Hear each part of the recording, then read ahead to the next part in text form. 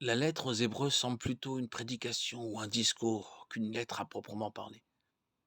Seuls les derniers versets du chapitre 13 font penser à la conclusion d'une lettre. L'auteur, resté inconnu, devrait être un chrétien cultivé d'origine juive, très versé dans les écritures de l'Ancien Testament et connaissant également bien l'enseignement de Paul.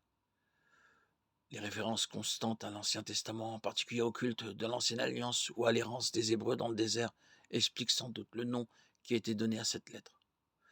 Comme autrefois, les Israélites, Hébreux 11-13, le nouveau peuple de Dieu est en route vers la partie céleste, Hébreux 13-14. Le chemin est long, pénible et semé d'embûches. Beaucoup se lassent ou se découragent. Cette lettre aux Hébreux veut redonner courage aux chrétiens et fortifier leur foi. En s'appuyant sur des images tirées de l'Ancien Testament, la crucifixion est expliquée comme le sacrifice accompli par Jésus, le grand prêtre suprême. Il s'est lui-même offert, se faisant l'intercesseur pour son peuple. Dans le sanctuaire céleste, Jésus-Christ en est le garant. Tous ceux qui ont foi en lui accéderont au salut. De nombreux modèles de foi se trouvent dans l'Ancien Testament, au chapitre 11. Mais le Christ est supérieur à tous. Il est le véritable grand prêtre, chapitres 7 et 10.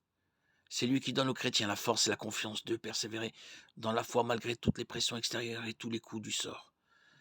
Lettre aux Hébreux, chapitre 12, 13.